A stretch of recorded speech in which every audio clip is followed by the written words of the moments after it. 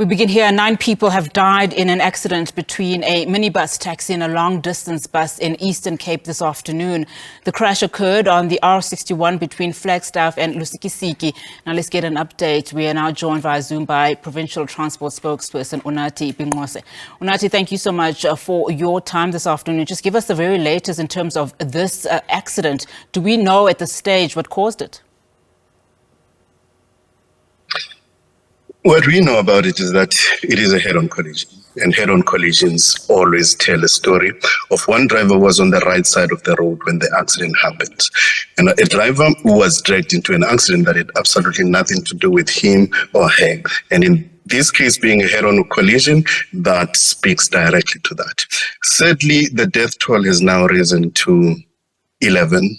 2 more bodies were recovered as the rescue and emergency personnel were on the scene trying to rescue those who had been injured, but unfortunately 2 more bodies were discovered.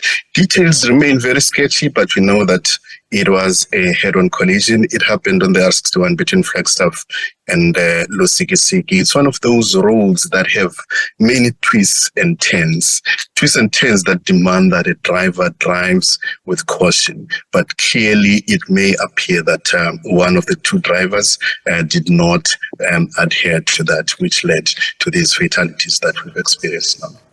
Can you talk to us about what is happening currently on the scene? Are family members been informed? Has the road been cleared as yet?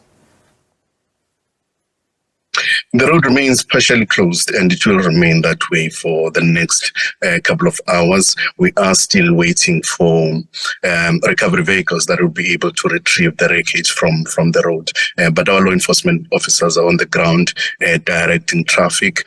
We can assure the road users that they can still be able to access that road, albeit partially, and we'll advise those who are traveling between Flagstaff and Lusikisiki to rather go for alternative routes. The N2 is another road that they can use, and law enforcement officers are on the ground directing traffic and advising those who may wish to use alternative roads on which roads to follow.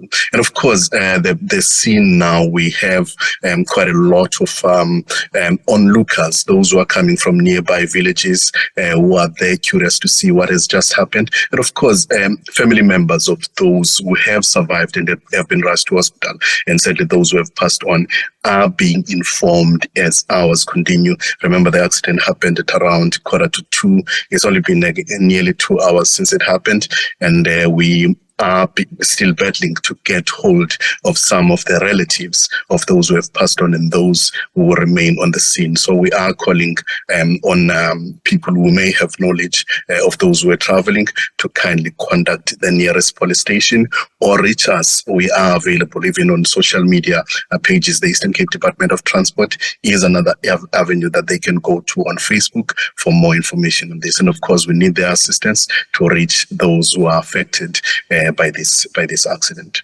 You may have mentioned it, but remind us again how many people in total are involved. And of those, you've mentioned, of course, that there are some on the scene. Those that have been transported to hospital, how are their conditions at the moment? Unathi and the listeners, the details are still a bit sketchy at this stage. We know that the taxi was fully loaded. We do not know how many were in the bus. So we are still gathering the information in terms of the numbers of those who were involved. We will certainly come back with that information. The moment we are able to tally up those numbers, we'll be able to give a comprehensive report on how many were involved. But at the moment, we have 11 that have passed on. We do not have the exact number of those who have survived the accident, but we understand that there were those who escaped unscathed and are there. It's those that we are talking to get some more information as to exactly what may have led to this accident. But we'll come back with the final details on the number of those who are injured and the number of those who have sadly succumbed to injuries from this accident. How concerned are authorities at the moment? Because, of course, we know towards the end of May, there was another, head-on collision where 5 people died on the R56. We've seen a spate of these head-on collisions in the Eastern Cape, particularly on weekends. And this has been one of those weekends that have given us hope that the message that we've been sending through to motorists to be extra cautious on the road was beginning to sink in. But sadly, we are now seeing this accident, which has changed things completely for us, and we have lost 11 people in one crash. It is really, really concerning, and we would love to call on road users, motorists in particular, not just here in the Eastern Cape, but across the country, to be extra cautious, extra vigilant, be more patient. Do not overtake where you are not supposed to overtake, because head-on collisions, they claim lives.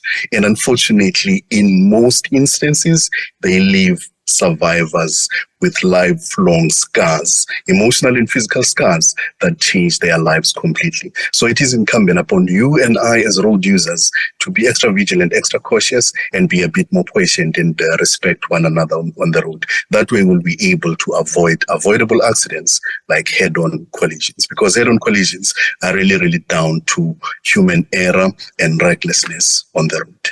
All right, let's leave it there for now. Unathi, thank you so much for that update. Provincial Transport spokesperson there, Unathi Binqose, of course, giving us confirmation there 11 people have died in an accident between a minibus taxi and a long-distance bus in the Eastern Cape this afternoon.